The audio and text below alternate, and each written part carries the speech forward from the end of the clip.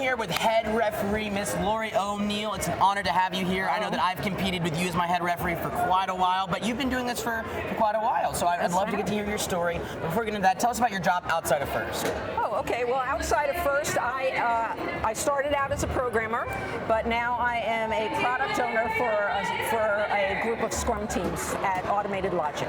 Awesome, awesome. So what about your first experience? So you first got involved when? I got involved 13 years ago. I was an FLL coach for 2 years, and then I started judging FLL. And then when my daughter joined the FTC team, when FTC first got started, I started getting into FTC. And Mr. Manny Lowe is the one who said I would enjoy reffing.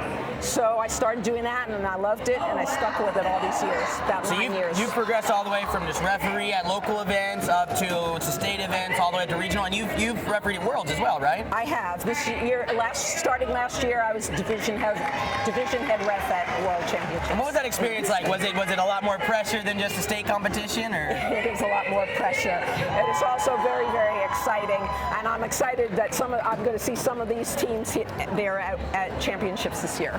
Awesome. So you've been around. You've been every FTC game. You've seen every FTC Pretty game much, so far. Yeah, so you've reffed for a lot of them. You've seen a lot of them. But this game, so reffing this game in particular, Relic Recovery, how does it compare to other years? Easier elements, harder elements? Actually, this year's game is a bit easier to ref because the teams, for the most part, stay on their own side of the field. Except when that one team did it in autonomous. There's one team that went right across the line. Yeah, so. that happens. Yeah, but it's not supposed to, and it doesn't happen most of the time on purpose. So there's a lot of scoring, and that's exciting, and it makes it a little easier on the refs. But there's still some difficult areas, especially every year, whenever they have us have a limit of how many game elements that they can control, that's always the most difficult one to call. And in this one, especially because for some robots, it's hard for them to pick up the glyphs they want without pushing a lot of glyphs across the field. I remember back in Rescue, they had that problem because there were teams who wouldn't even want to deal with the particles, and they just want to plow through them. So the argument of, well, what's controlling that definition? When you start getting into definitions, that's when it gets hard for you as a referee. Yes, a lot of discretion on the referee's part, which that's the part that we try very, very hard to be consistent and fair. Right, because that's the thing is that you actually, as the head referee for the state of Georgia, right? Yes. You actually are on a conference call relatively often, especially during game season, making sure rulings are consistent throughout all of First. That's true. The head refs have their own forum, and we also have our own conference calls. And before this event, I had a conference call with all of the refs here because they were coming from different states, and we all shared our experiences and came up with the best way that we can be consistent here at this event. Absolutely, and I've seen nothing but praise for it. So, all right, well, the next question is the yellow card system. This is the second year we've had it in place. Yes. So what have you thought about it? The yellow card, red card system as just a way to really hit home. You can't keep doing things. How's it been your experience? I think it's a really good idea. Before we had the yellow card system, for the things that were very major, we would have to give them very large penalty points, and it just didn't seem appropriate.